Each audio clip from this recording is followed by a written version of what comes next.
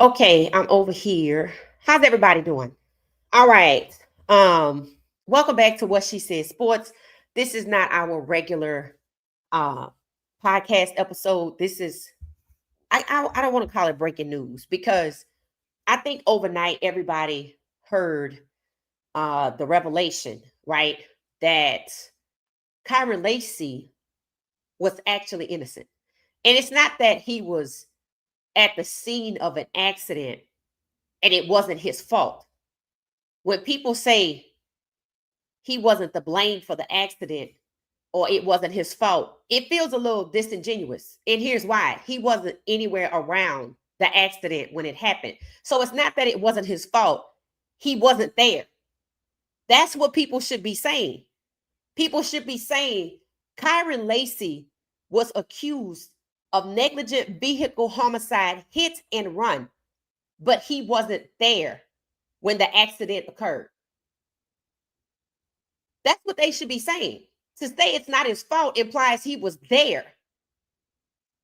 And to take that angle is a little disingenuous. He wasn't there.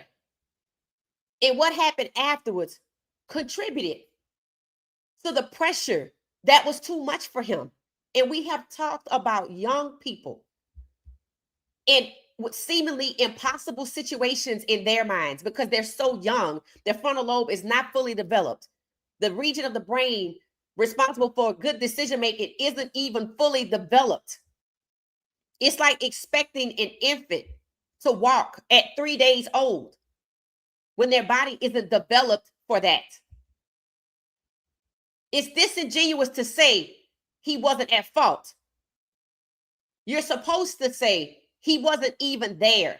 And that leads to questions of how is it even remotely possible that Kyren Lacy could be accused of negligent vehicular homicide if he wasn't even there when the accident occurred, if he wasn't present, if he was somewhere else? Because Kyren Lacy can't be in two places at one time. So it's disingenuous to say it wasn't his fault. One car pulled out of an intersection and ran into a car in a T-bone type accident.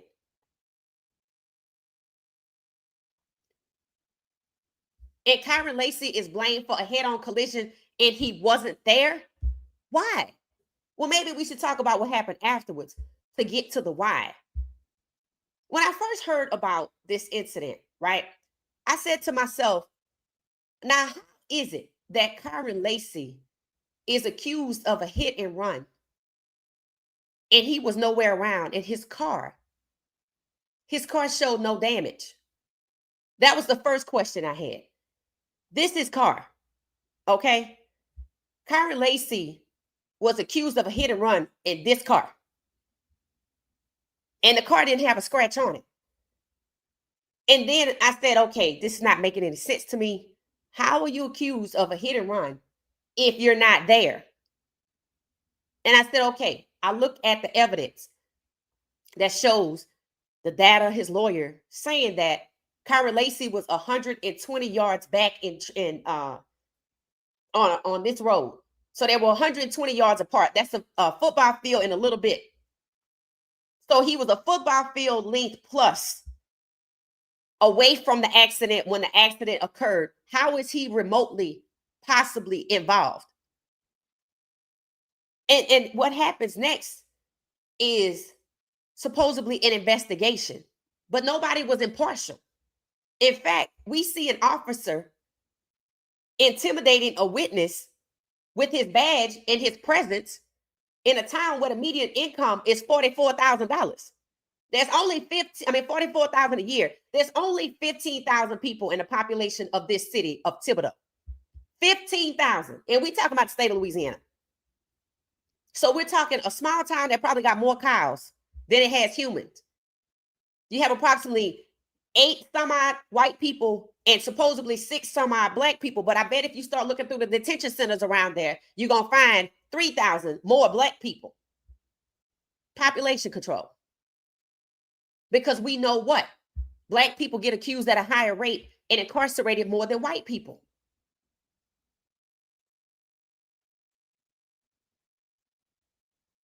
So how is it an officer can go to someone's home in a city where the average income is 44,000 a year,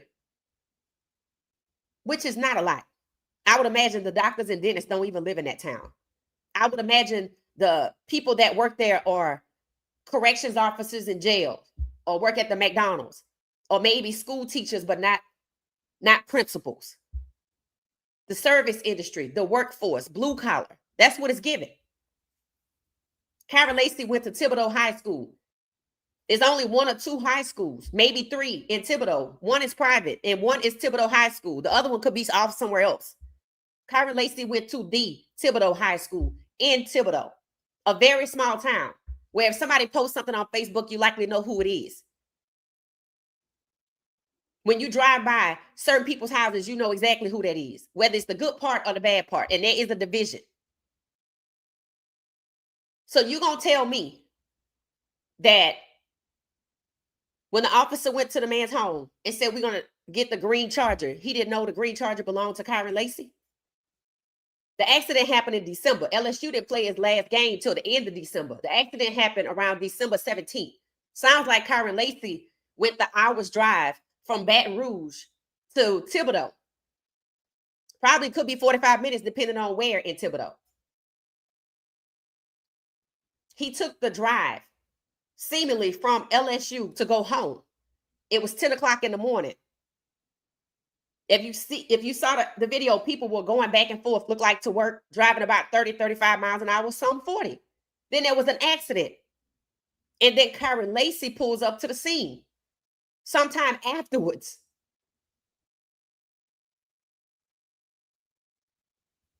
And all of this happens as he's getting ready for the NFL draft.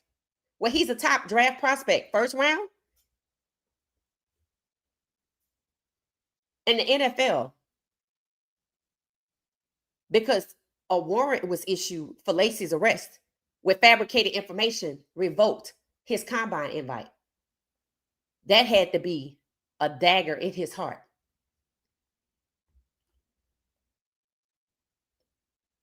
I'm like, why would the NFL revoke his combine invite because he was accused? What happened to innocent until guilty? And let's talk about it. Obviously, up until these cameras popped up with video recently, after he's deceased, unfortunately, what did the NFL have to go on to revoke his combine invite? There was no video.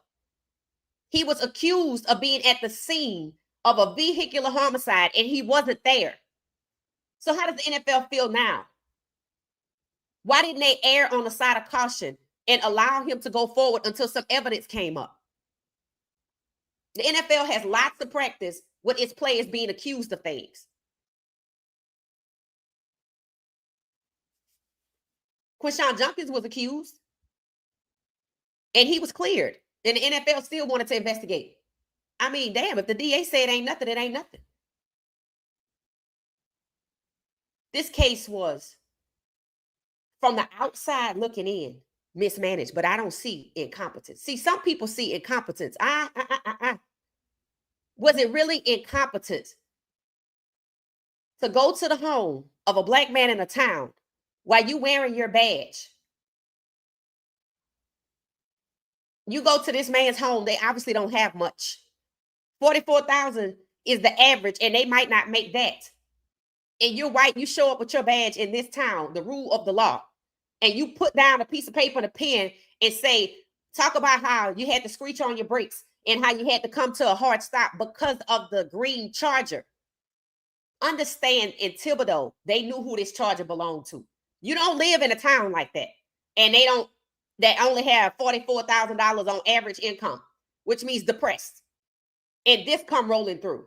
Oh, and he's from here. Oh, that's Kyren Lacy. You're not going to tell me when they went looking for the green Charger, they didn't know they was looking for Kyren Lacy. You ain't going to tell me that. You're not going to tell me that. Maybe you didn't know on December 17th that was Kyren Lacy. But in a town like that, where all the cars are basic, white, blue, whatever they got down at the Ford dealership or the Kia dealership, the most inexpensive models, they don't have no lime green Dodge Chargers just running around there. It might be two, it might be three, but you know who each one belonged to based on the rims on that car. You know, based on it got a sunroof or not. In this small town, when they said we gonna get the green Charger, why are you trying to get a car that wasn't at the scene, that pulled up after the scene? Why would you manufacture a police report to get a warrant? The same happened to Breonna Taylor. So the NFL, being all educated and lawyered up, what should know? Yeah, it's possible that, this didn't happen like this. So let's just err on the side of caution. Let him go on with his combine. Why did they feel the need to revoke his combine invite? Now, mind you, this is the same draft that Shedeur Sanders is in. And we saw how Shedeur Sanders was treated. And we already heard the audio. The NFL didn't want quarterbacks like Shedeur Sanders. And I said, well, why the hell did they invite him? Well, hell, they had already disinvited Kyren Lacy. Is there something about Kyren Lacy and Shedeur Sanders that the NFL didn't want? So they were quick to revoke Kyren Lacy's invite? If this young man were still alive, then maybe they'd give him another opportunity. But to not give him the benefit of the doubt of innocence, you didn't have to assume he was set up, but you didn't have to assume he was guilty either. And that's suspicious. It's questionable as to why the NFL, knowing what it means for these players to get to the NFL, would revoke his combine invite, which is ostracizing him and assuming he's guilty. Talking about he has legal troubles. No, he's innocent. And he was framed. And he wasn't there. Maybe if people would have led with the lead story that he wasn't there, people would ask, well, how the hell did he get dragged into it? Good question. Because it's given Tyree Nichols. It's given Tyree Nichols. Not to the same full-blown extent, but waiting for an opportunity to get the green Dodge Charger is what is given. That's what is given. Now, he was 120 yards away. And he pulled up to the scene after the accident had occurred. Then he went around the accident and went to look like to turn left to go home. And the police report was falsified to get the warrant. Why? And the NFL revoked its combine invite. Why? In the same combine that Shedeur got also defamed, which means slandered. So Kyren Lacy got slandered, had his combine invoked. Shedeur Sanders got slandered and was taken off the draft boards because he was supposedly entitled with absolutely no evidence. But the NFL did not err on the side of caution. And people want to compare the NFL to a typical corporation. Absolutely not. Absolutely not. A corporation wouldn't have revoked an invite for Kyren Lacy, one of its supposedly its own.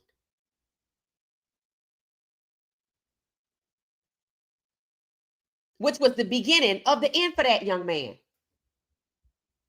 The NFL contributed to him taking his own life, starting the downward spiral that everything he had worked for in his young life was being snatched away from him, and he was falsely accused and staring down the barrel of 5 to 30 years for a felony vehicular homicide, hit and run, and he wasn't even there. And nobody gave him the benefit of the doubt, but they used it to deprive him of what he worked so hard for. Why? Why the rush to take him out of the combine? The accident was in December. He was arrested January 17th. When was the combine?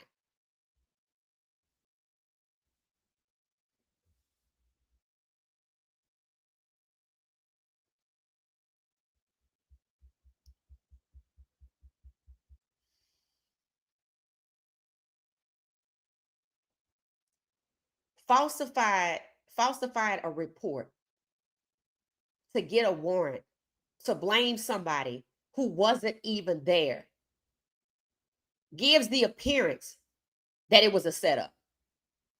He wasn't there.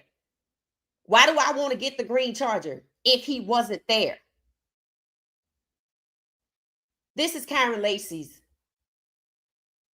page on X. Of course, people were coming at him about what happened. He had a very upbeat, positive attitude. But maybe the weight of it just got to be too much.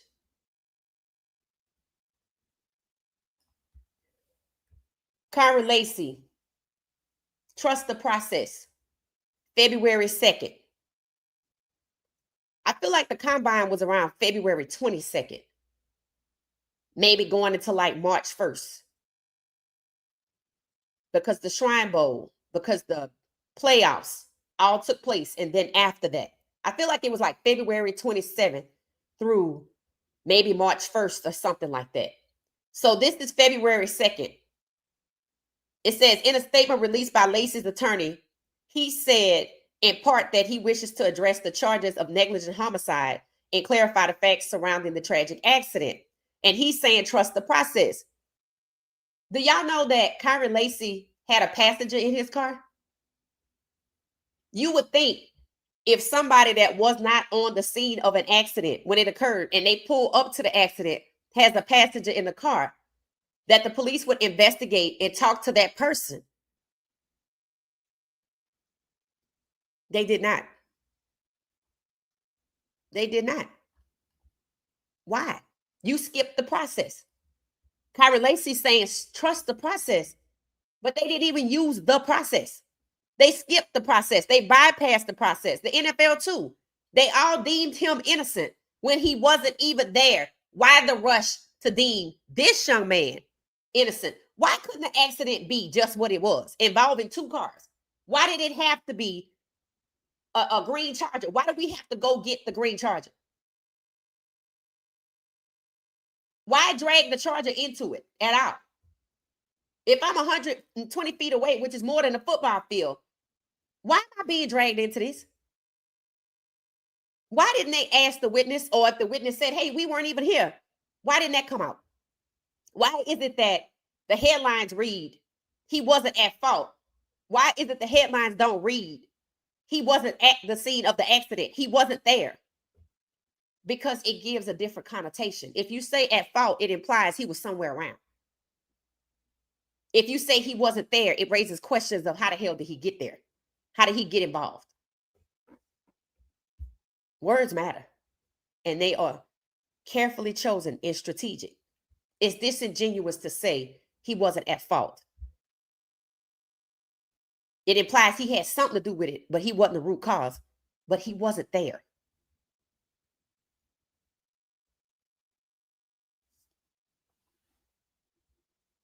Help me understand how it is that everybody rushed to judgment on this particular young man in this small town with this lime green Dodge Charger that everybody knew that he drove, but they wanted to get the Charger, who wasn't there. This is disturbing because the parallels between Shedeur Sanders being defamed, which is slandered, and Kyren Lacy being defamed, which is slandered, and it cost them both greatly. The NFL revoking Kyren's combine invite and not giving him the benefit of the doubt at all was likely one of the first, or the catalyst to the beginning of the end, to him losing it, as they say. Which means he couldn't cope with being framed. He couldn't cope with being falsely accused. And how many times have y'all heard me say, I was worried about Shedeur Sanders because this has to be difficult to deal with, that this is to being set up, to being defamed, to being humiliated. You think he wasn't humiliated when the NFL revoked his combine invite because somebody falsified a police report and the NFL didn't bother to look into it?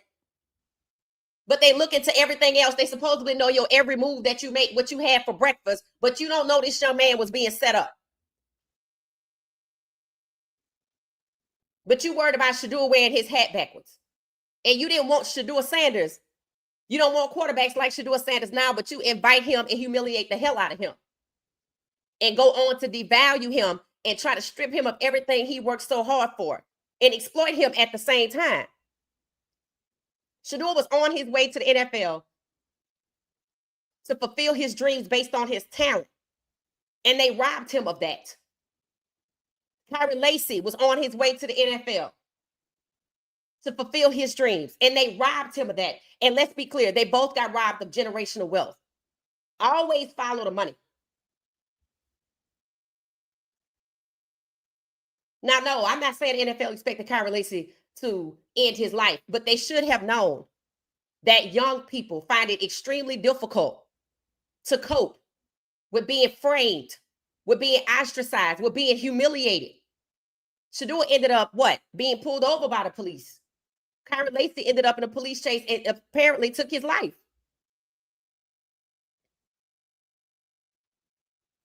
And sometimes I think these adults in the room know exactly how to apply pressure to make sure these young people can't make it. It's not a coincidence here that they both were on the way to the NFL. And the NFL had a hand in both of their situations. They know how much it means to these young men to get to the league. And Kyren Lacy was falsely accused. And the NFL didn't bother to err on the side of conservative. And you're innocent before guilty, which is the law of the land.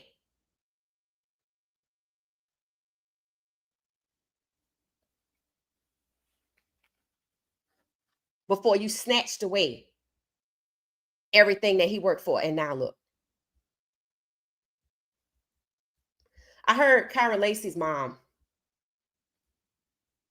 interview, and she said everything happens for a reason. And I know it has to be hard for her to say that, but I'm going to tell you something. Kyren Lacy's situation should make you look at Shedeur Sanders, and we should be thanking our lucky stars that nothing happened to him. And what we should do is look at how when these young men are headed to the NFL, these young Black men, what's happening to them. Quinshon Judkins falsely accused, apparently. Isaiah Bond said he was falsely accused as well. They're all Black. Isaiah Bond had to go undrafted free agent. And they said his $3 million contract was like a gift because most undrafted free agents don't go that low. But if he was falsely accused and he filed a federal complaint saying that he was supposed to make how much money in the first round? At minimum, 20 million. So it's a gift that you take me undrafted free agent and get me 3 million. But it's not a gift that you don't give me the benefit of the doubt. How do we know that these young men are not being intentionally exploited so that they could be devalued like Shedeur? It was his fault because he entitled. We saw no proof of that. Kyren Lacy had his combine invite revoked, and there was absolutely no proof that he was guilty of anything because he wasn't even there. Look at how they reacted when Shedeur got pulled over for a speeding ticket. Look at how when Myles Garrett gravitated towards Shedeur Sanders and said, Shedeur, we're going to need you. The next thing you know, he gets a speeding ticket, and we hear about the 8th one, not the 7th, the 6th, the 5th, the 4th, or the 1st. Not a coincidence here. Not a coincidence that all of these young men are headed somewhere and they get cut down and devalued. But you're supposed to be thankful we drafted you at 144, when in fact we likely bait and switched you. Because we interviewed you about 7 times and made you believe we was going to get you for 46 million. But we said you were entitled and took you off the board. And what did we do? We restricted your movement so that you could only be paid 4 million, and we could get you for 4 million instead of 46 because you're entitled. Kyren Lacy's handle on his X page, all-time great. How many times did we hear about Shedeur Sanders? They didn't like that he called himself legendary. Did somebody not like that Kyren Lacy called himself all-time great? What's really going on here? I thought it was interesting that Maxwell Harrison, fastest man at the combine, was holding out trying to get guarantees in his contract, and suddenly a false claim comes against him. Did that negatively affect how much money he made? What happened to Shedeur affected how much money he made. If Kyren Lacy was alive and he had a combine invite, it would have expected how much money he made. The false accusation apparently on Isaiah Bond that he filed a federal complaint for affected how much money he made. Quinshon Judkins, I don't know. But the NFL wanted to still investigate after the DA said this is frivolous. There's nothing here. They want to keep pressing while they were in the midst of negotiating Quinshon Judkins' contract, but he stood firm. So it could have. So if you tell me that somebody could come along and accuse you of anything and it end up in the media and the news, the NFL can revoke your combine invite, which means all of the years to working to get to your dream, it's just snatched from you. And you so young, your brain can't even comprehend that you have a future because you think you don't.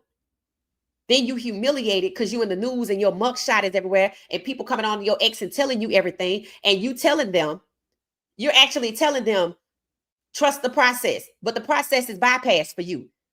Your witnesses don't get interviewed.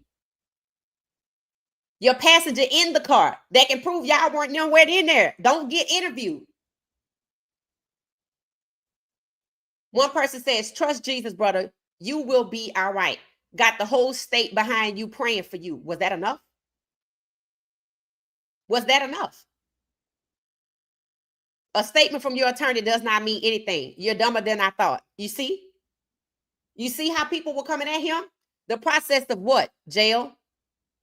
This young man wasn't even there. He didn't even get to tell his side. I just lay low, just saying. Here's the thing, right? At no time in this process, did I ever hear anybody say he wasn't there, which could have opened the doors to the DA. Listen, well, he had a passenger in the car, and if they weren't there, then maybe we should investigate who was. Maybe we should go get these cameras. And to make it worse, there was body camera footage. There's body camera footage of the officer telling the person how to fit, what to say in the statement. You had to slam on your brakes to avoid a head-on collision with the Charger. That wasn't there. That wasn't there.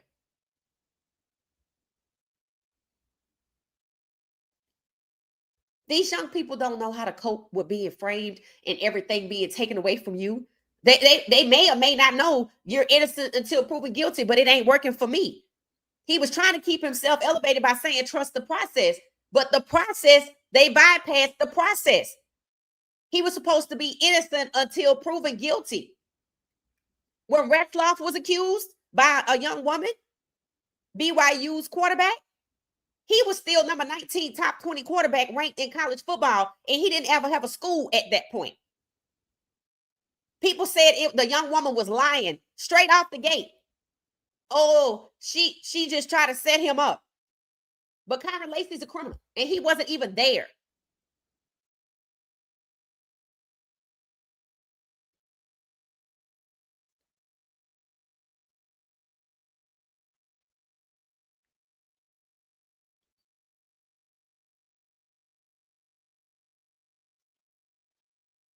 There's a reason why people say the things that they say. It's strategic.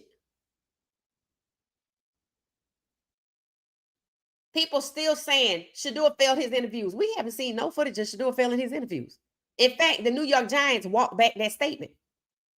We did see somebody with an Ole Miss sweatshirt on call Shedeur to humiliate him with proprietary inside information with his phone number that came from the NFL, and the NFL said it was the Falcons, and that was a lie. These kids are not getting the benefit of the doubt, and it seems like they're being set up. Not only are they headed on to live out their dreams, they're headed to generational wealth. And that's the one thing that gets taken away from them. The most obvious thing that gets taken away from them is the wealth part. Shedeur's still living out his dreams in the NFL. He's not playing though. But imagine if I'm making $46 million. So was he robbed of generational wealth because they didn't want to play him, or did they not want to pay him? Because if I don't want to pay you for $4 million, I never was going to pay you $46 million.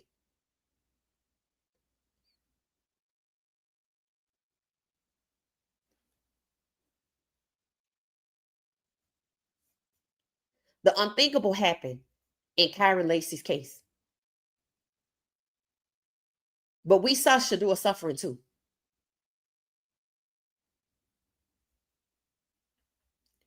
The adults in the room are educated enough to understand that young people can't deal with this type of malfeasance. They know it. It's either designed to make you act out, quit, or flip out, or off yourself. That's the plan. The goal is to stop you from getting to where they don't want you to go. You got to walk a certain way. You got to talk a certain way. And that still isn't enough to get them to stop disparaging Shedeur.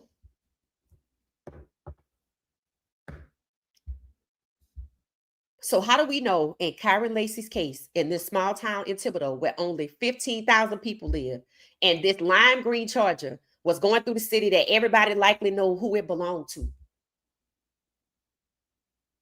who was nowhere near the accident? Because I'm sorry, a football field away is not a short walk. When it happened, how do we know? That opportunity presented itself, like Tyree Nichols. How do we know opportunity presented itself? And yeah, we're going to get the Charger. If he wasn't there, how did he get injected into the conversation?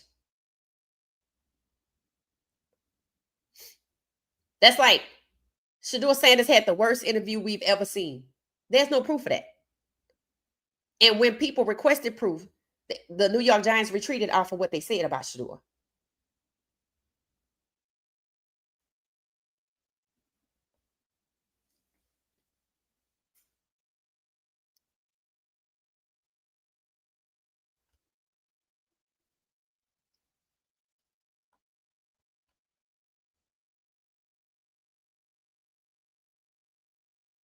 Thank you, Clara. So I'm getting ready to play this video of this officer talking, not just talking, intimidating, leading, telling the witness what to say on the statement, on how he had to slam on his brakes so he didn't hit the green Charger, but the green Charger is not there. What's really going on?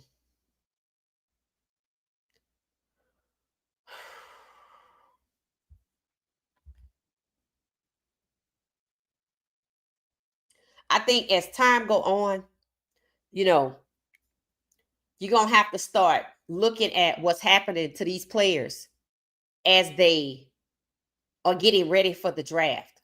And I've said it multiple times. I've said the NFL don't want quarterbacks like Shedeur Sanders now, right? We knew they weren't talking about pocket pass, so we knew they weren't talking about dual threat. We know Shedeur's popular. We know he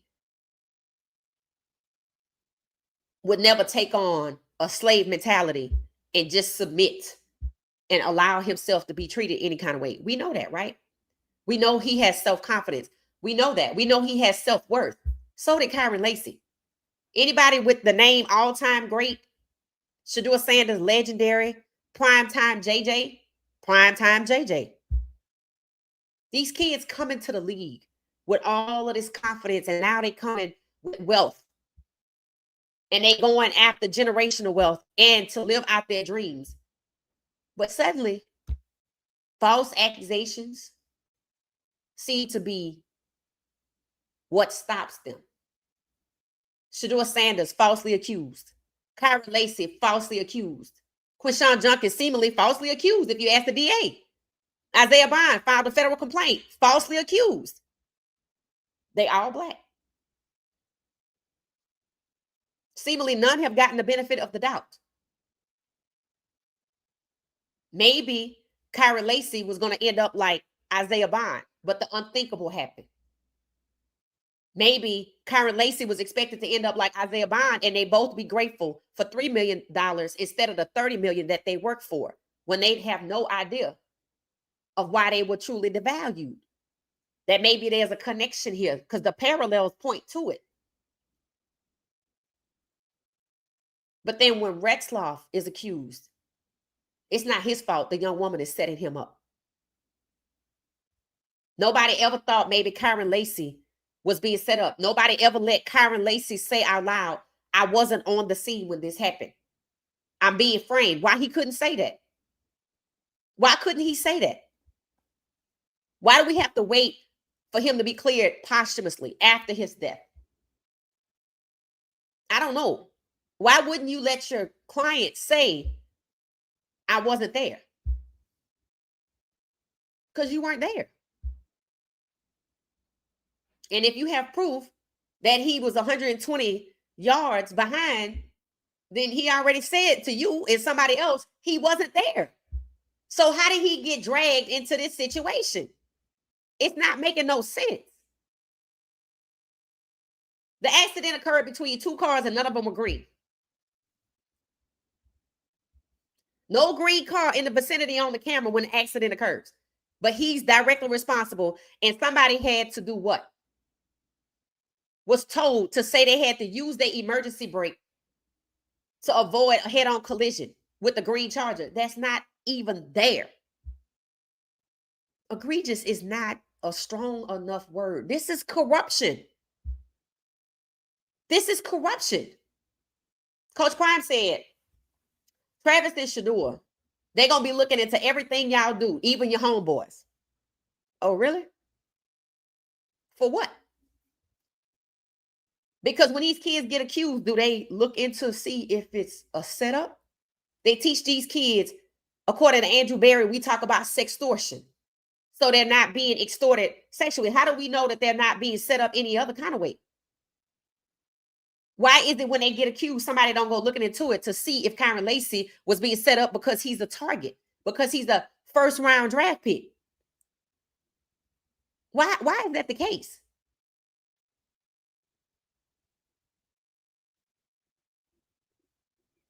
I mean, if you're going to do all of this investigating into Shedeur and Travis, why would you look to see what the hell is going on with Kyren Lacy being accused? But no, you take away his combine invite, which is the catalyst to him ending his life because he couldn't deal with this. And I'm not saying they wanted it to go there. I think maybe they thought it was going to end up like Isaiah Bond. Oh, we just going to get you for cheap. Devalued like Shedeur.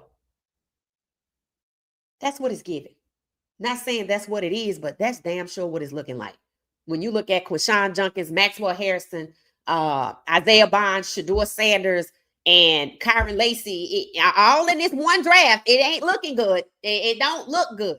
And knowing how they supposedly know their every goddamn move, it don't look good. Because if you know Shedeur Sanders' every move, you know he's a good kid. And you know they lying on him when they say he had the worst interview ever and he had headphones on and this, that, and the other.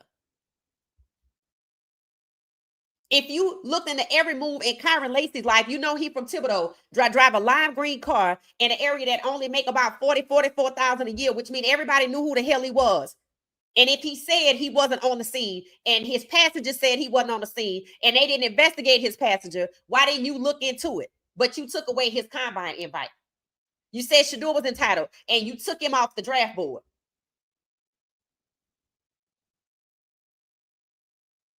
The DA says Quinshon Junkins is innocent and you want to keep investigating. Maxwell Harrison waiting for guarantees, holding out to get guaranteed money, and he comes up. Somebody come up on him with something, a Trump charge, something false. Isaiah Bond filed a federal complaint. This is not right. Put it all together. They were all headed to the NFL in the same damn draft, and all of them are top tier athletes, getting ready to get the bag or generational wealth. This don't look good. Because if you're innocent till you're proven guilty, why on earth would the NFL take away Kyren Lacy's combine invite? Why wouldn't they look into it since they know these kids every move and check into their homeboys too? Why wouldn't they look into it to see if he was being set up, to listen to what he had to say? I wasn't even there. And find the same damn thing that the lawyer found, the body camera footage. That would have been the first thing you would have asked for. And coming with the weight of the NFL, I'm sure it would have mattered. That's if you wanted to protect him. Just like I thought it was odd that the NFL allowed the media to tear down Shedeur Sanders. You would think they want to protect their investment, but they didn't value it themselves because they gave out his goddamn phone number. And they know who that Ole Miss person is in a connection to the New York Giants and the Mannings, and they don't want to say a damn thing. They don't want to say a thing. So these young men are not valued as they coming into the league. I already talked about how these young men in college that are eligible for the NFL, like Shedeur was last year, are being set up and devalued before they even get to college, like Jalen Milroe was.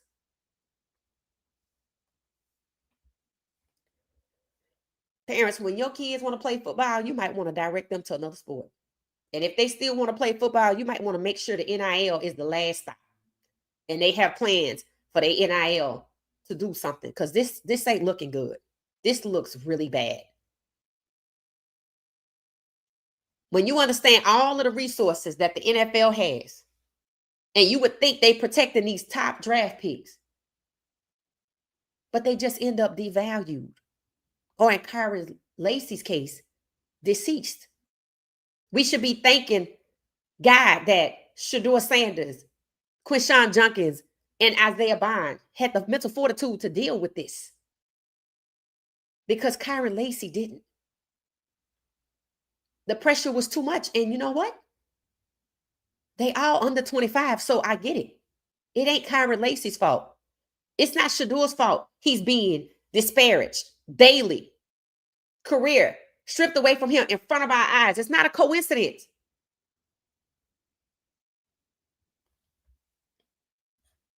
The NFL didn't want quarterbacks like Shedeur Sanders, but they still invited him to the combine. Kyren Lacy was framed and falsely accused, and they snatched away his combine invite like that. With all the resources at their disposal to look to see if these young men are being set up, if they can sit down and teach them about sextortion, and these women gonna set you up. Well, who else setting them up? Who else setting them up?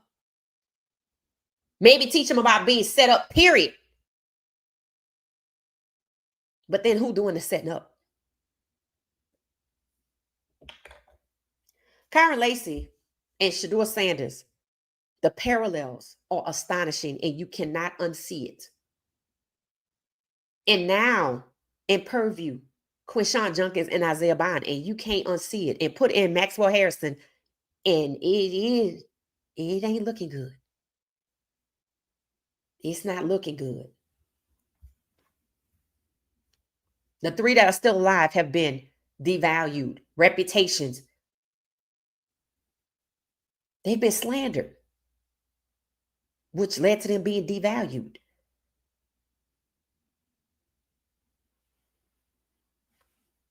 And Kyren Lacy, it led to him taking his life.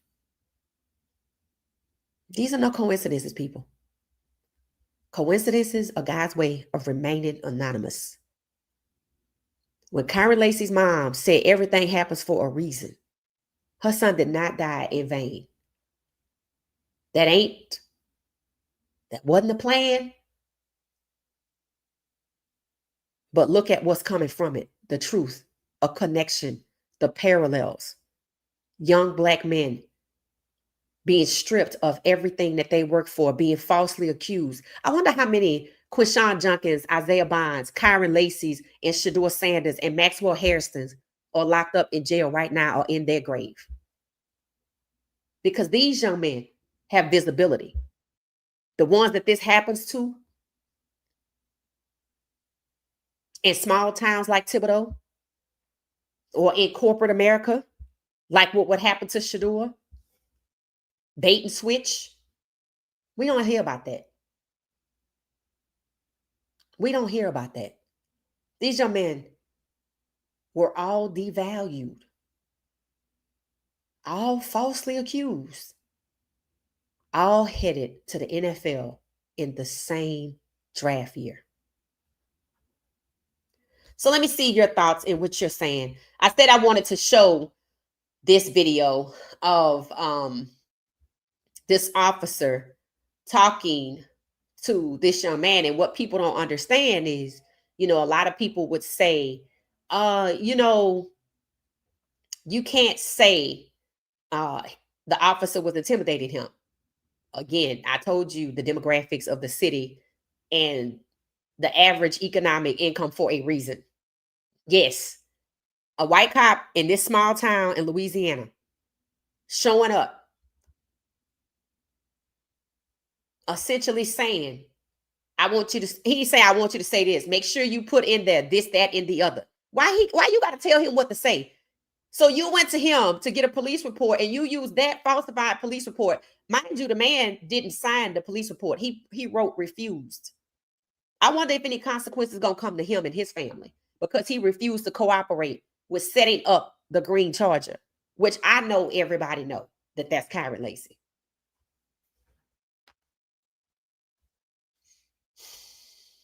So let me set this up so we can share this.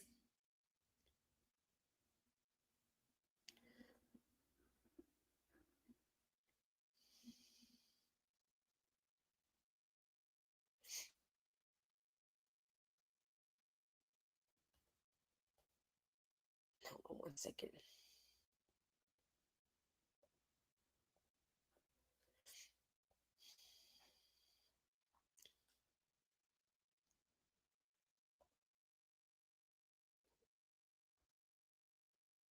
This is important. Just give me a second because I had to pivot from one scene to another. All right.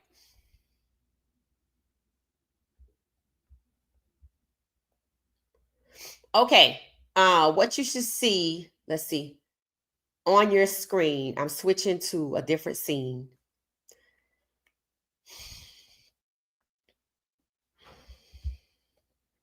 All right. So this is the lawyer who talks about the accident.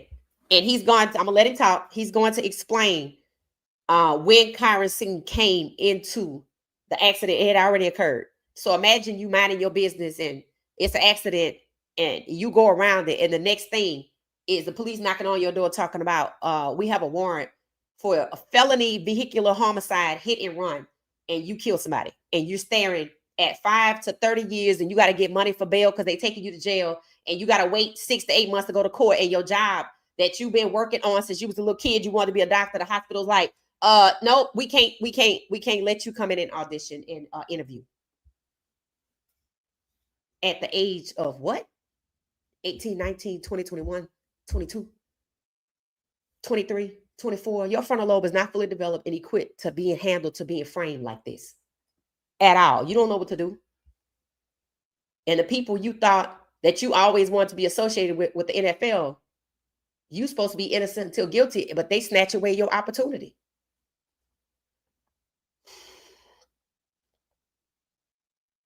And didn't even bother to look into it, apparently, with all the resources that they have. I find that completely amazing. In light of what happened with Shedeur, this looks a little different.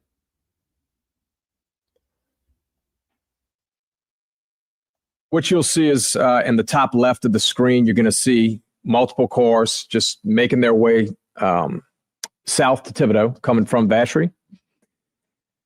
At some point in time, you're going to see the collision, which we're going to know is vehicle number 2 from oncoming traffic colliding with the vehicle of Mr. Hall.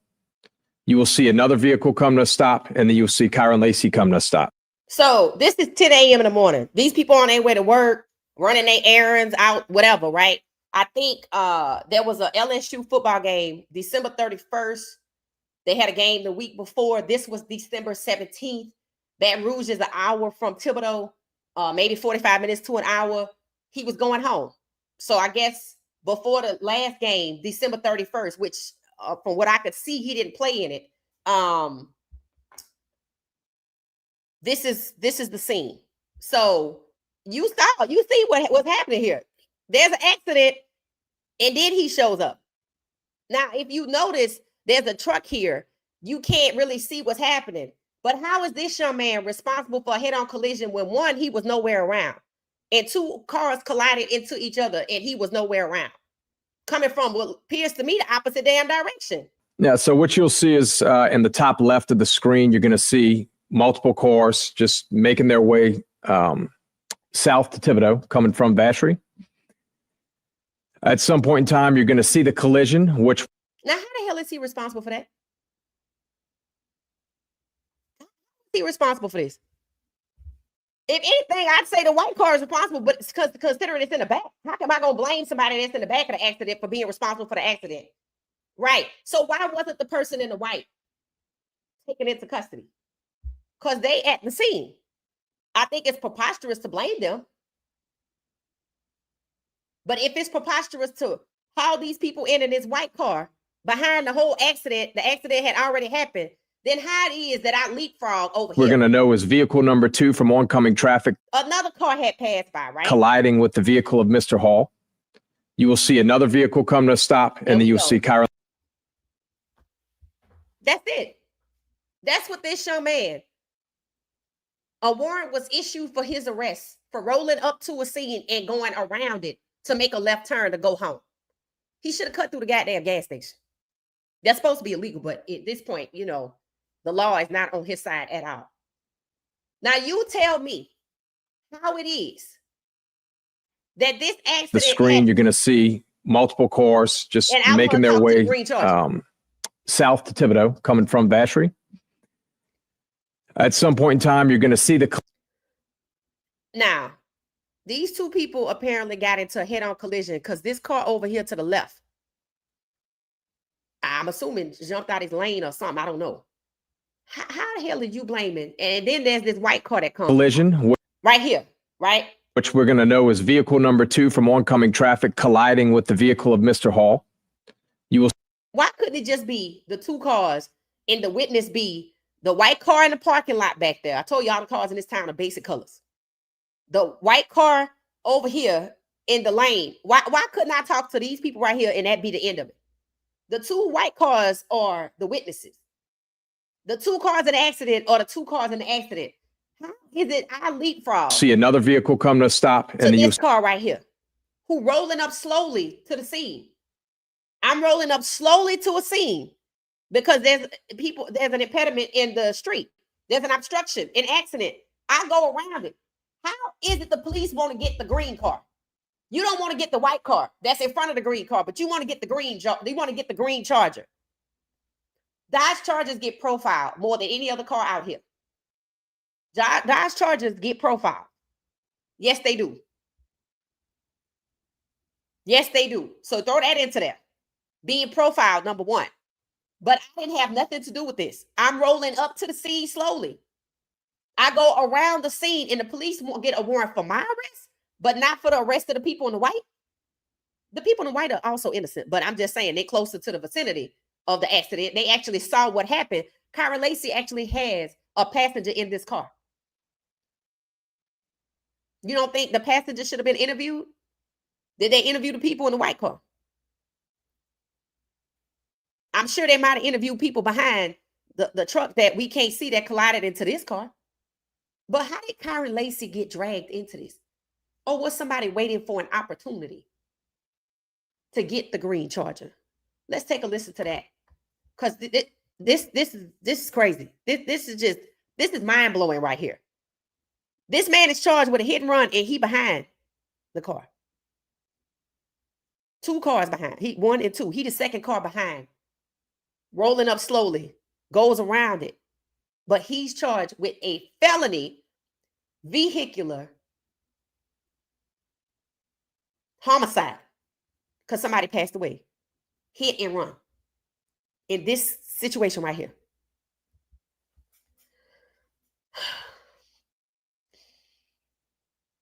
Please comment what you're thinking.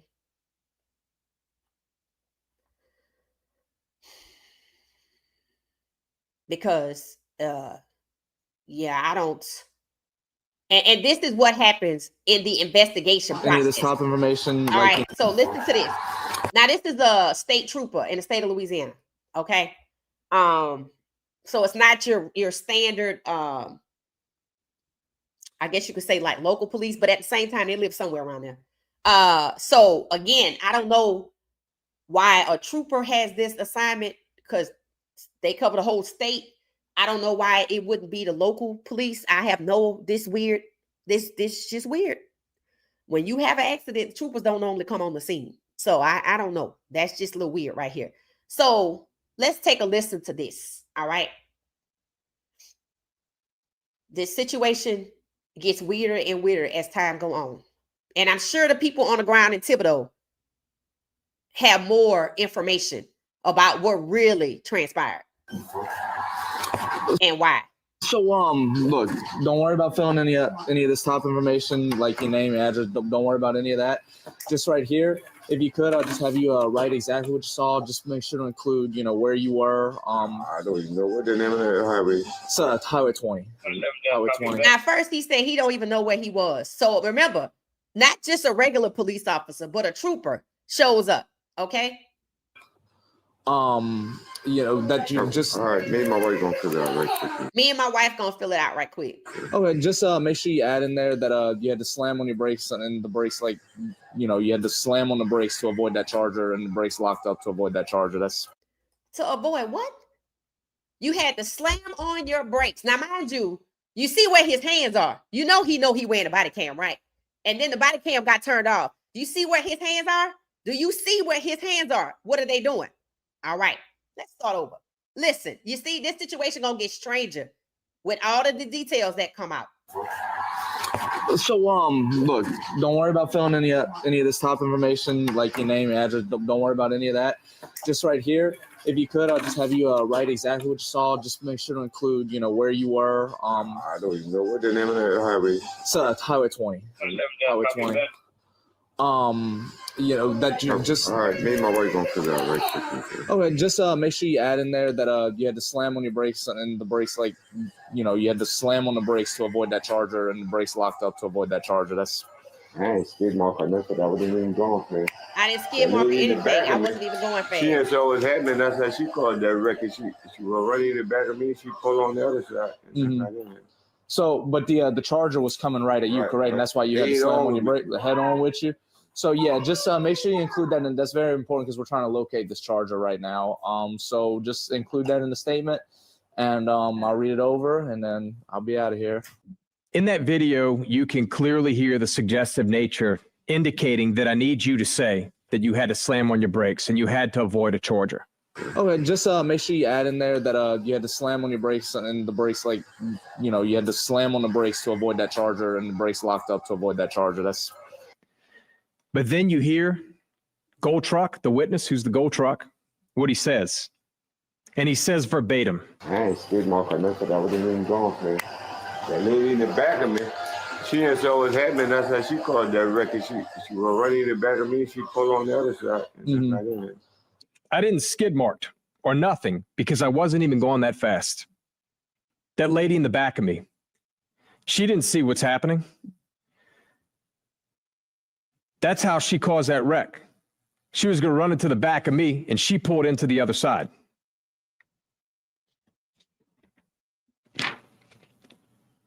Okay. Again, how in the hell does the green Dodge Charger get dragged into this conversation? Because you know why? Because the police injected the green Dodge Charger. Listen to this. Listen to the man with the witness is telling you about the woman that was going to run into him, and then she pulled around and yada, yada, yada. Now listen to this. This is how the green Dodge Charger enters the conversation because, again. All right, me and my wife gonna fill it out right quick. Okay, just make sure you add in there that you had to slam on your brakes and the brakes you had to slam on the brakes to avoid that charger and the brakes locked up to avoid that charger. That's. I ain't skid mark or nothing. I wasn't even going fast. I didn't skid mark or nothing. I wasn't even going fast. That lady in the back of me, she didn't know what was happening. That's how she called that record. She was running in the back of me. She pulled on the other side. Mm-hmm. So he want to talk about the lady behind him that was going to run into him. He said she caused the accident. Now listen. So, but the charger was coming right at you, correct? And that's why you had to slam on your brake, the head on with you. So yeah, just the charger was coming at you. What the hell are we talking about here? Are we talking about something else? Now listen to what he said, right? The charger was coming at you, but I don't see no charger. I'm like, what the hell is going on here? So basically, who keeps bringing up the charger? Listen one more time.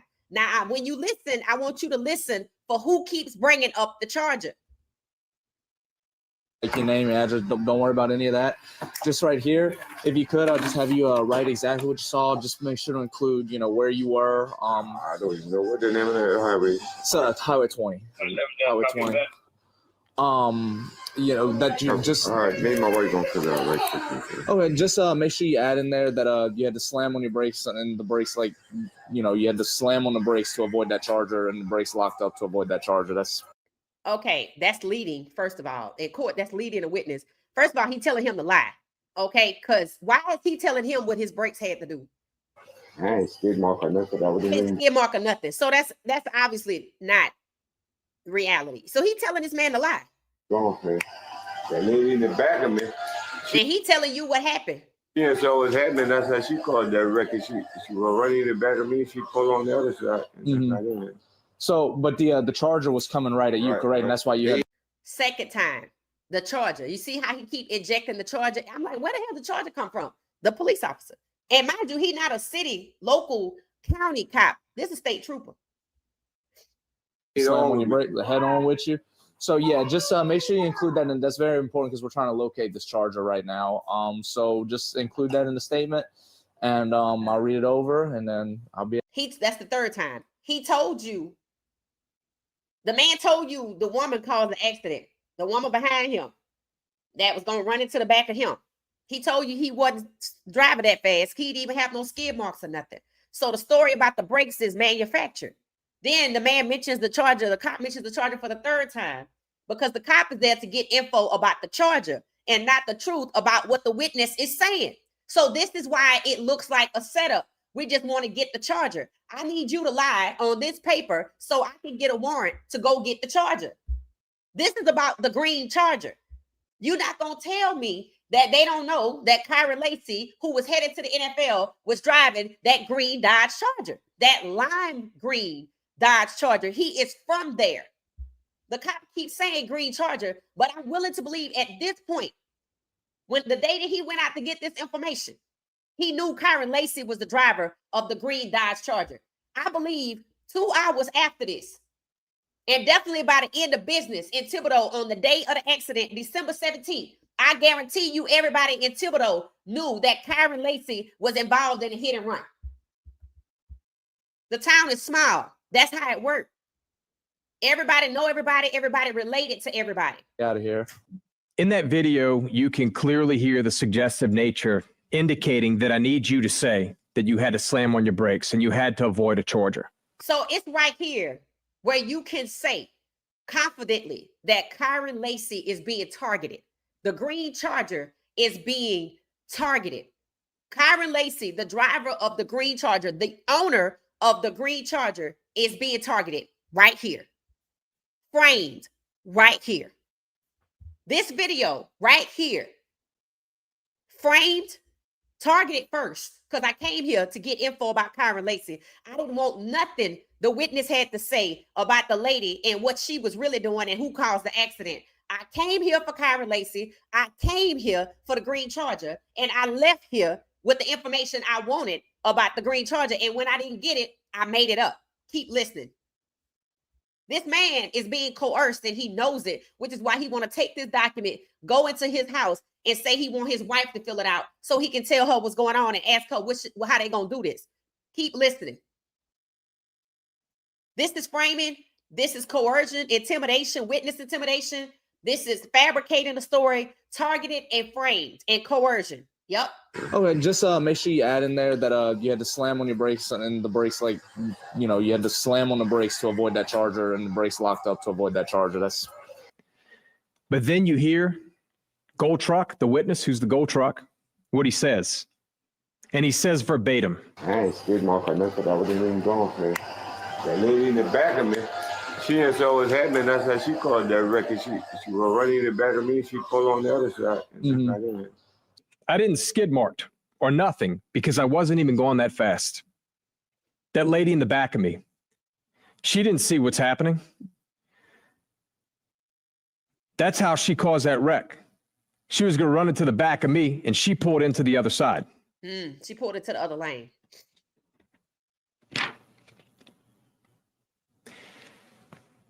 But there's a bigger problem. I then obtained the actual written statement.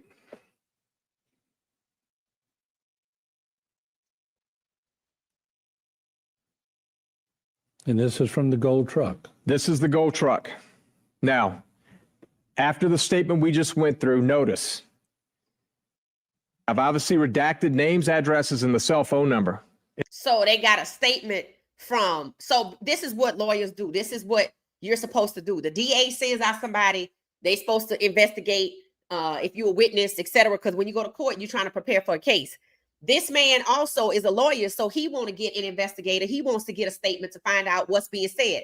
This is what he's explaining, the discrepancy between what the officer went out there to get and what he returned with, and what the lawyers, investigators, or the DA's investigators found. So listen, when they did their investigation and witness interview. In fairness to the individual who is Gold Truck number one in oncoming traffic. See, the problem with that statement is it is in direct contravention to what was said minutes earlier. It's not written by him. And where it says signed, it's not signed. It's refused. So he refused to sign it at all. The gold truck, the guy. But you see, when I have a witness who is the most critical, and he's telling you, I wasn't traveling fast. We know now that he wasn't. The data shows 2.99 seconds before that he was traveling 28 miles an hour. The data shows that. Now he corroborates that. And he goes on to say, I didn't even make a skid mark. That woman behind me, she caused that accident. And you give me this statement that is refused? I got a problem. I got a problem with that. Now that's saying that gold truck, the man at the house, is the most critical witness. But Kyren Lacy had a passenger in his car who should have been just as critical. I don't know why you wouldn't talk to that person. Big one. What he's saying is she had to avoid hitting him. So she swerved the lane and He keep hitting gold specifically truck. stated she caused that accident. But I've got an affidavit for arrest warrant right here. Nowhere in here does it say anything that you guys just saw on body cam. To the contrary, about that vehicle, it says the gold truck took evasive action by emergency braking and driving off the roadway to avoid a head-on crash. So they lied. But you just heard he said, I wasn't even going fast. I didn't even skid mark. So what emergency braking are we referring to here? The gold truck took evasive action by emergency braking and driving off the roadway to avoid a head-on crash. But you just heard he said, I wasn't even going fast. I didn't even skid mark. So what emergency braking are we referring to here? And what the hell was the point of this report? That is complete opposite. I would expect that you'll show this to where they can read what was said versus what was written just minutes earlier. Just make sure you add in there that you had to slam on your brakes, and the brakes, like, you know, you had to slam on the brakes to avoid that charger, and the brakes locked up to avoid that charger. That's. I ain't skid mark or nothing. I wasn't even going for it. That lady in the back of me, she didn't saw what's happening. That's how she called that record. She was running in the back of me. She pulled on the other side. So, but the charger was coming right at you, Right, correct? right. And that's why you had to slam on your brake, the head on with you. So yeah, just make sure you include that, and that's very important because we're trying to locate this charger right now. So just include that in the statement, and I'll read it over, and then I'll be out of here. Okay. By the way, the body cam wasn't on for this statement. It was turned off before obtaining this statement. And this is what we get back in a file. So as you can see, the warrant was falsified. They got a warrant with falsified information. The same thing happened to Breonna Taylor. The information in the warrant saying that Kyren Lacy was driving so fast that he caused this accident, or so reckless and fast that this man had to emergency brake. They told him what to say. And he said he refused to sign it because that's not what had happened. They turned off the body camera. Remember I told you his hands was in front of the camera? Then they turned the body cam off to get the statement. And the man refused to sign it after they wrote it up based on the story that they wanted to tell. Understand, this is Louisiana State Trooper. This is not local police. Why would you have a Louisiana State Trooper dogging this investigation? Why not the local police? Now, I picked up something when we were talking. This man has tried multiple times to tell this officer that the lady was getting ready to hit me, and she swerved into the other lane and hit the man and killed him. Now, listen to the officer's response when the man repeats and what the officer's response is to the truth. Now, listen to that.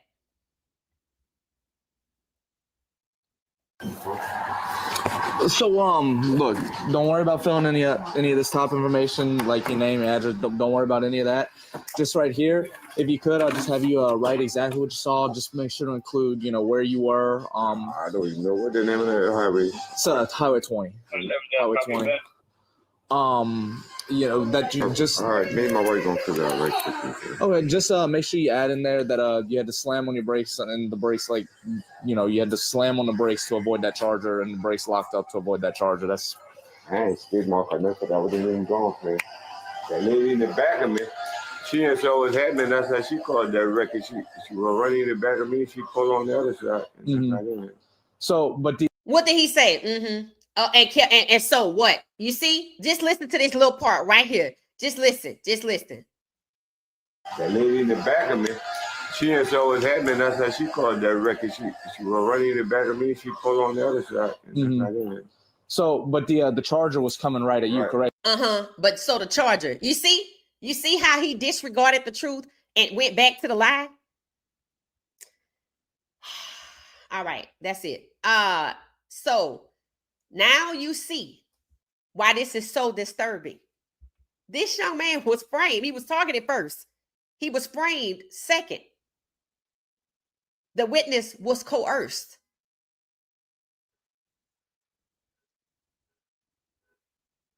Then the unthinkable happened. So after this, they falsify a report, get the search warrant. The NFL revokes its combine invite after Kyren is arrested or whatever. This young man was framed. He was targeted. The NFL revokes his combine invite, and that's the catalyst to the end of his life. And you can't deny it because everybody knows the NFL means so much to these kids, but it's not like he was the only kid who was disrupted. And this one draft class, Kyren Lacy, Shedeur Sanders, Isaiah Bond, Quishawn Junkins, and Maxwell Harrison, all of their charges and accusations were false. There was no evidence of anything, and they all ended up devalued. And Kyren Lacy, who, if he was alive, would have been devalued, but he's deceased. And in his death, the truth is coming out. So to his mother, your son's life was not in vain. God is using it to expose the truth and those truly behind the corruption of these NFL players that are getting ready for the NFL draft. So, sure hope he took pics of the vehicle before it was confiscated. I mean, here's the thing: his car wasn't even damaged, and of course, his lawyers did. His car wasn't even damaged. That's what I'm saying. If you look at his car right here, it still looked the same. This is him after the accident is over here to the left. You can see the SUV turn sideways because it looked like somebody jumped the lane. I'm trying to figure out how they dragged this young man, but now I understand after watching the video, slowing it down and listening. When this witness was telling the truth, the officer's like, So the charger, trying to go back. The officer knows he's wearing a body cam. The hands in front of the camera, then the camera goes off. But on camera, he tries to get the witness to say it was the green charger, but the witness is telling you it was the lady behind him.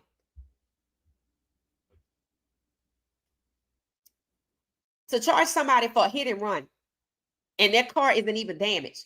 To charge somebody for homicide, vehicular homicide of a hit and run, and they weren't even on the scene, and the accident had already occurred. And when the witness is telling you it's somebody else and the officer keep going back to the charger, they wanted to get the green charger. Hence, they wanted to get Kyren Lacy, because this is Thibodaux, Louisiana, 15,000 people. This charger might cost more than the average household income of $44,000, especially if it's a Hellcat or a Scat Pack.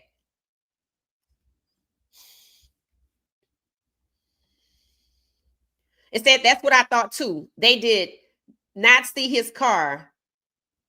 Did they not see his car wasn't damaged? His family should sue. Yeah, people say sue the state. That's what they saying. Thank you, Clara. Thank you, thank you, thank you. It said, sure hope he took pictures of the vehicle before it was confiscated. I mean, really, it don't matter because he's deceased. They seem hell-bent on putting these charges on him, which was to devalue him. That's what it is given. But they weren't expecting him to pass. Like Isaiah Bond, they were expecting him to be devalued. That's what it's given, because they all ended up devalued. And this draft class, all the black men had false accusations and charges. They were negatively affected. Shedeur, Kyren Lacy, Isaiah Bond, Quinshon Junkins, all falsely accused, all devalued. Kyren Lacy ended up deceased, and his death is telling the story and connecting the dots. So his death wasn't in vain. Yeah, it's messed up. This is sad, right? Vehicle dash cams. That's what I was thinking too, Blue Moon. These athletes got to find so many different ways to protect themselves, whether it's from extortion of this type or being set up to be devalued. The point is, it's all intentional, trumped up charges for them to be disparaged and devalued. They all were headed to the NFL. Isaiah Bond was a top draft pick. Kyren Lacy, Shedeur Sanders had to be all first rounders. I don't know if Quinshon Junkins was a first round draft prospect, but I think he went in the second round. That's a top wide receiver, two top wide receivers. So this totally changed the trajectory and the outlook of the first round. If you go back and look at the draft and put in Kyren Lacy and put in Isaiah Bond and put in Quinshon Junkins and put in Shedeur as first round prospects, who doesn't get drafted? Who gets drafted?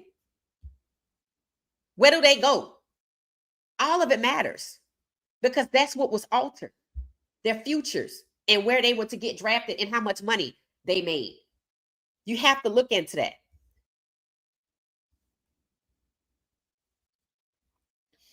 Oh my, I never knew this. Yep. This is sad. This is extreme right here. And see, this is beyond Shedeur. Shedeur is a quarterback. And we see they couldn't get him on nothing because he don't do nothing. He just go work out. So I couldn't get him on nothing. So I had to lie and say he was entitled and lie and say he failed his interviews, things that I know you will never see. Just the false charges alone in a state trooper. Why use a state trooper? I have a theory. Meet me on Patreon. I have a theory.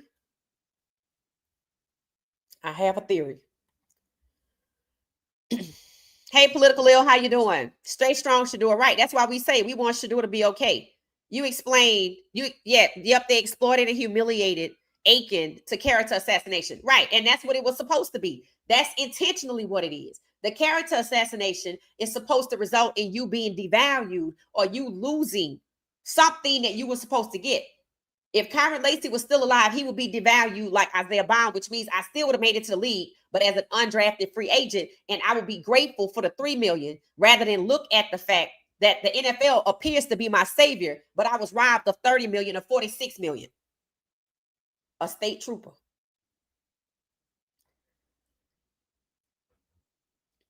It's called psychological warfare, right? And these young people are not set up for this. And these parents of these athletes with these guys who want to go to the league or headed to the league, if they want to go or not or whatever, that are on their way to the league, y'all better be vigilant and keep your head on a swivel.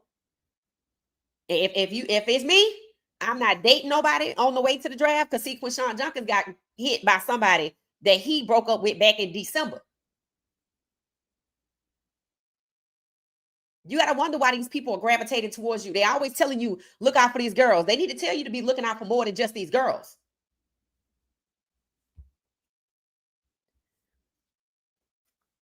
Look what they did to the guy who supports Shedeur work walking out of the tunnel. That's my point. When you look at what has happened with Shedeur, and now you look at this entire holistic picture with Kyren Lacy targeted, Shedeur Sanders targeted, you have to ask, was Isaiah Bond targeted? Was Quinshon Junkins targeted? All black athletes in the top first round. Quinshon Junkins maybe late first round, high second, I don't know. But the money there, and not just the money. Who got drafted in their place that they were better than? What wide receivers got drafted ahead of Isaiah Bond instead of Isaiah Bond? Quinshon Junkins. They already drafted Ashton Jeanty, so maybe I didn't want to draft Quinshon Junkins high too. Because according to the news, Quinshon Junkins was found guilty. The DA basically said it was frivolous, but the NFL still wanted to investigate why they were negotiating his contract. See, that's not a good look at all. It looks like they are being extorted. And not by women outside the league. And Tony was seemingly retaliated against, and so was Deshaun Watson, which is why he got all his money back and nobody else could get the contract. It said, this is a setup all day long. Exactly, yes. It said, they are, when I tell you God is coming out the NFL, the change is coming. Yeah, I'd have to say so, because this ain't good. We have to support our athletes and advocate for their safety, sports, and treacherous territory. Right. We already talked about how Shedeur was in toxic environment. How Cleveland is essentially a toxic workplace. Look what happened to Lamar Jackson while he was at work. A fan from the team that won punched him. You think that fan punched Lamar Jackson because the Ravens won and he was sad that his team lost? No. That fan, just like the fan that ran out there and put that noose out there against Cam Ward, sees how Lamar Jackson is devalued in the NFL. So I think I can take my turn too, which is why Shedeur Sanders was humiliated by somebody with the Ole Miss sweatshirt on with inside information, his phone number, and who was getting drafted, and he was connected to the New York Giants because he heard what they said about him. So either they asked him to make the call or he was happy to make the call because he had heard how they were disparaging him and tearing down his character. So I'm going to take my turn too.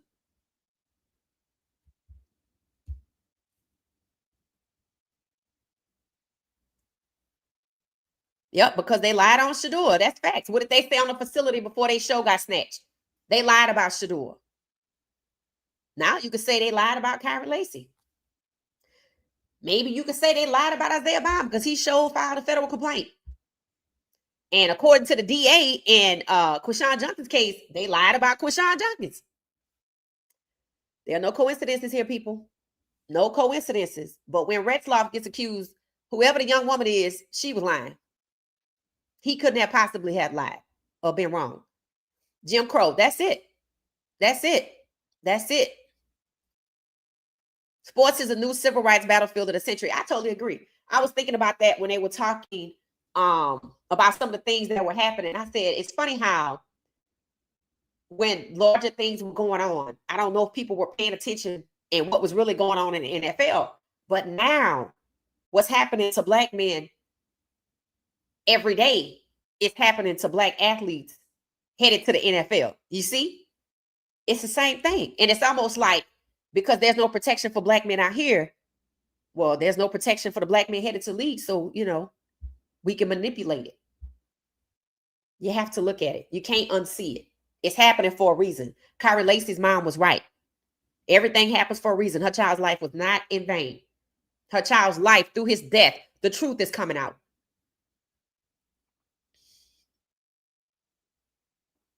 Corruption. That's what it's pointing to. It's that wild, correct corruption at the highest degree. Highest. And good evening, family. We always listen in condolences. We always listen in condolences to his loved ones and families. Right. His mother, it broke my heart. And I don't know how they feel now seeing this video, knowing he was innocent. And you can see when I shared his X page, he was trying to keep his spirits up and how people were coming at him.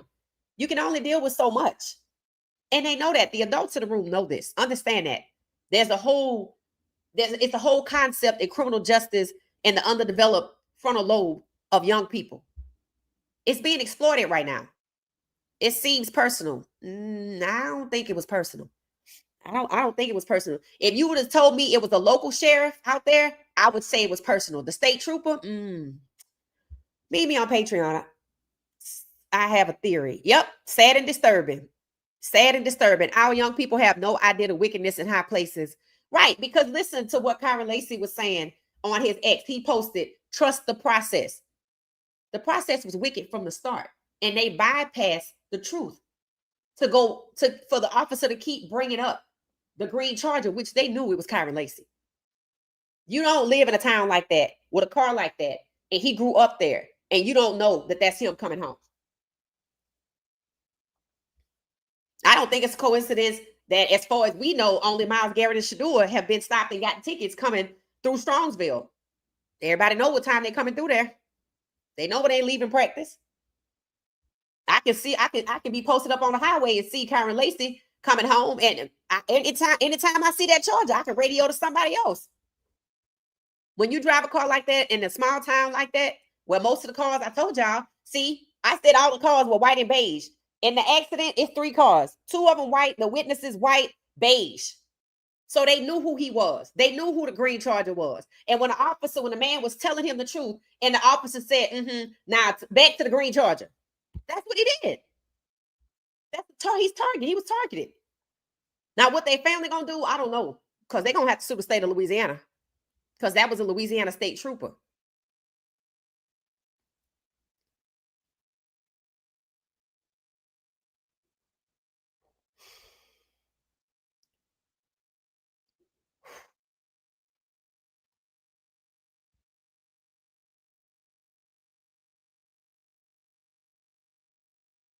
Oh, okay. Thank you, Tina. Tina said Willie D was talking about the incident as well. All right, it's 7 o'clock, y'all. We got to get out of here because we got to get ready for 7:30 for Colorado. So it is with a heavy heart.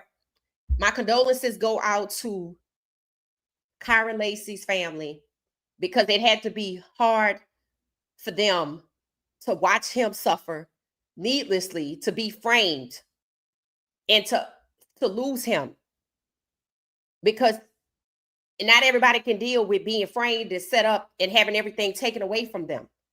He was a young person. The adults in the room know that, and they exploited that fact. And there was an intent here. I hope they get their day in court. I hope they sue the state, and I pray to God that they win, because the truth is coming out with this young man's death, and it's bigger than Thibodeau. All right, y'all. I'll see y'all later, 7:30 p.m. Eastern Standard Time, for Colorado versus TCU. Let's hope and pray for a fair game. All right. Talk to y'all later. Thanks for watching What She Said Sports. Thanks, everybody. See y'all later. Thank you for watching What She Said Sports. Be sure to join our daily live stream and listen up to What She Said Sports on the go on Spotify.